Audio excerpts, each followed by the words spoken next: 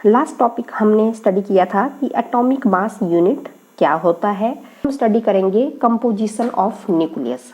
Atom है तो इसके सेंटर में पॉजिटिव चार्ज रीजन है। The existence of some positively charge region with an atom. अब इसी पॉजिटिव चार्ज रीजन को क्या नाम दिया गया था? न्यूक्लियस नाम दिया गया था। स्मॉल वॉल्यूम है एटम का। 99.9% जो मास है वो कहाँ पर कंसंट्रेटेड है? न्यूक्लियस में कंसंट्रेटेड है। फिर वो कंटेन करता है पॉजिटिव चार्ज पार्टिकल, और उस पॉजिटिव चार्ज पार्टिकल को क्या नाम दिया गया था? प्रोटॉन नाम दिया गया था। और नेगेटिवली चार्ज इलेक्ट्रॉन। स्टार्टिंग में ये मालूम नहीं था कि जो इलेक्ट्रॉन्स हैं वो रिवॉल्व कर रहे हैं अराउंड द न्यूक्लियस। ऐसा नहीं है कि जो इलेक्ट्रॉन है can not exist inside the nucleus, लेकिन ये बाद में फिर डिस्कवरी हुई है। किसकी डिस्कवरी हुई है? फिर न्यूट्रॉन की। न्यूट्रॉन, तो न्यूट्रॉन, जब न्यूट्रॉन की डिस्कवरी हुई तो न्यूट्रॉन कैसा पार्टिकल था? एक ऐसा पार्टिकल था जिसके ऊपर कोई चार्ज नहीं था, न्यूट्रल पार्टिकल था। तो वहाँ पर उन्होंने एक कॉन्सेप्ट यहाँ से अराइज हुआ कि जो न्यूक्लियस है वो किस किस से कंपोज्ड हुआ है? प्रोटॉन और न्यूट्रॉन से। द प्रेजेंस, ठीक है, led to present concept of nucleus, कि जो न्यूक्लियस में है वो प्रोटॉन और न्यूट्रॉन है। तो जो न्यूक्लियस होगा किसी भी एटम का, वो पॉजिटिव चार्ज जो पार्टिकल्स होगा प्रोटॉन को कंटेन करता है, और साथ में वहाँ पर न्यूट्रल पार्टिकल जिसे हम न्यूट्रॉन कहते हैं उसको भी वो क्या करता है? कंटेन करता है। कि जो nucleus of an atom consist of positively charged region, उसको हम प्रोटॉन कहेंगे, एंड न्यूट्रल पार्टिकल उसे हम क्या कहेंगे? न्यूट्रॉन्स के बारे में हम उसको हम न्यूट्रॉन हम कहेंगे। तो किसी भी न्यूक्लियस में जो नंबर ऑफ प्रोटॉन्स होते हैं उसी को ही हम एटॉमिक नंबर हम कहते हैं। तो किसी भी न्यूक्लियस में अगर हमने नंबर ऑफ प्रोटॉन हमने कैलकुलेट कर दिए तो वही उस एटम का क्या रहेगा? एटॉमिक नंबर रहेगा। और एटॉमिक नंबर को हम Z से हम रिप्रेजेंट हम करेंगे।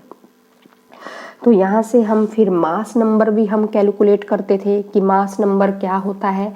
तो मास नंबर हमारे पास आएगा number of proton, number of protons plus number of neutrons. तो मास नंबर को मैं A से कैलकुलेट कर रही हूँ, तो नंबर ऑफ प्रोटॉन, प्रोटॉन को मैं Z से लिख रही हूँ और न्यूट्रॉन को हम N से लिख रहे हैं। तो यहाँ से हम निकाल सकते हैं। तो उस एटम में कितने न्यूट्रॉन होंगे तो वो हम निकाल सकते हैं, A minus Z, mass number minus atomic number. क्योंकि the number of proton in a nucleus is known as atomic number. तो किसी भी न्यूक्लियस में जितने नंबर ऑफ प्रोटॉन होंगे उसे हम एटॉमिक नंबर कहेंगे। और एटॉमिक नंबर की जो वैल्यू उसको हम Z से रिप्रेजेंट करेंगे। तो मास नंबर क्या होता है? Number of proton plus number of neutron. तो यहाँ से हम नंबर ऑफ न्यूट्रॉन हम निकाल सकते हैं। तो स्टूडेंट्स अब यहाँ पर स्ट्रक्चर ऑफ एटम फिर आया था, ओवरऑल स्ट्रक्चर ऑफ एटम, कि जो एटम है वो क्या कंसिस्ट करता है? Small positively charged heavy nucleus, heavy nucleus है वो क्या कंटेन कर रहा है? प्रोटॉन और न्यूट्रॉन कंटेन कर रहा है।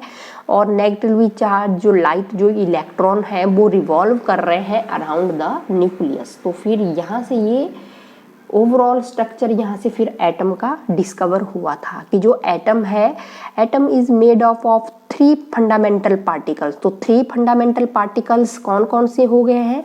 न्यूट्रॉन हो गए हैं, प्रोटॉन्स हो गए हैं और इलेक्ट्रॉन।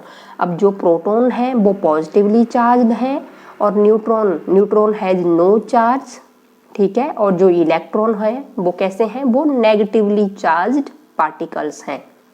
अब यहाँ पर जो प्रोटॉन और न्यूट्रॉन हैं वो कहाँ पर लाई करेंगे? Inside the nucleus. न्यूक्लियस के अंदर क्या लाई करेंगे? प्रोटॉन और न्यूट्रॉन, प्रोटॉन और न्यूट्रॉन। तो ये न्यूट्रॉन और जो इलेक्ट्रॉन होंगे वो कहाँ पर लाई करेंगे, आउटसाइड द न्यूक्लियस। तो जो प्रोटॉन और न्यूट्रॉन हैं जो न्यूक्लियस में प्रेजेंट है, इनको अगर हम साथ में हम लेते हैं तो इनको हम न्यूक्लियॉन्स भी हम कहते हैं। क्या कहते हैं, इसी को ही न्यूक्लियॉन्स, याद रखेंगे आप, न्यूक्लियॉन्स। प्रोटॉन और न्यूट्रॉन को आपस में कंबाइन करके जब हम लेते हैं तो इसी को ही हम न्यूक्लियॉन्स भी हम कहते हैं। ठीक है, न्यूक्लियस बहुत छोटा है एज कंपेयर टू एटम से। ठीक है, तो जो साइज रहता है न्यूक्लियस का वो 10⁻⁻15 मीटर रहता है, और जो एटम का साइज रहता है वो 10⁻10 मीटर रहता है। तो यहाँ से हमें ये क्लियर हो गया है। तो किसी भी एटम के न्यूक्लियस में जितने नंबर ऑफ प्रोटॉन प्रेजेंट होंगे उसी को ही हम एटॉमिक नंबर हम कहते हैं। फॉर एग्जाम्पल के लिए अगर हम स्टडी करते हैं कि if an element has 2 proton in the nucleus of its atom, किसी एटम के न्यूक्लियस में अगर 2 प्रोटॉन प्रेजेंट हैं तो उसका एटॉमिक नंबर भी क्या रहेगा, 2 रहेगा, 2 रहेगा। तो एटॉमिक नंबर हमें क्या बता रहा है, नंबर ऑफ प्रोटॉन्स के बारे में हमें बता रहा है, नंबर ऑफ प्रोटॉन के बारे में हमें बता रहा है।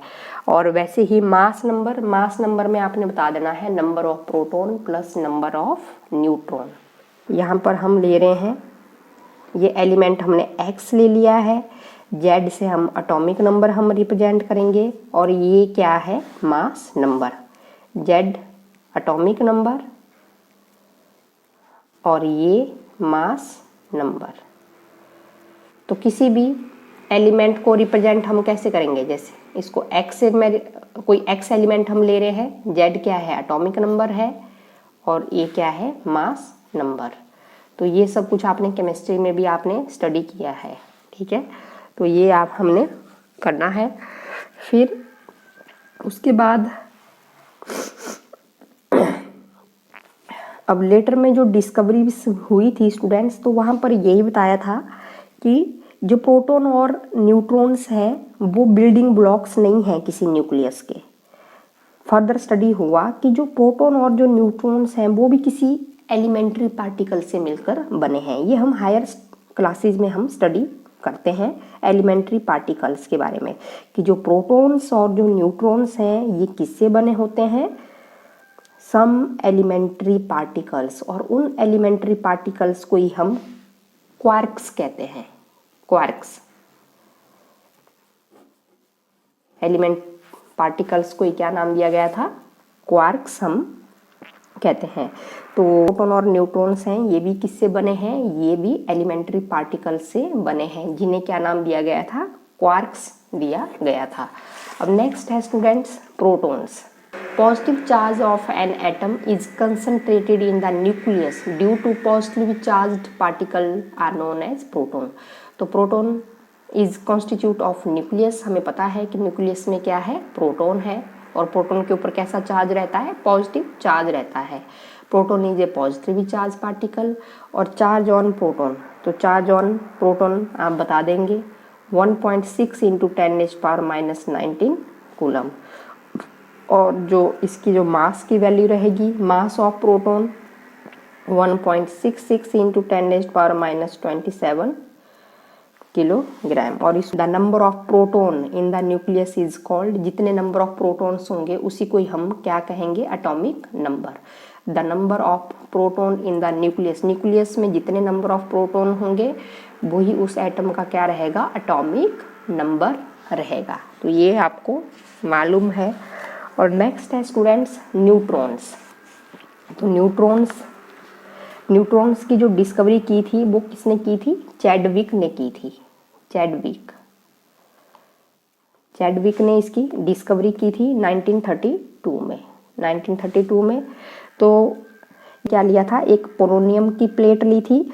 तो जो अल्फा पार्टिकल थे वो स्ट्राइक किए कहाँ पर, एक बेरिलियम मेटल भी लिया था, बेरिलियम मेटल। तो जैसे यहाँ से अल्फा पार्टिकल यहाँ से क्या किए, पास किए, और कहाँ पर स्ट्राइक किए, बेरिलियम मेटल के ऊपर स्ट्राइक किए।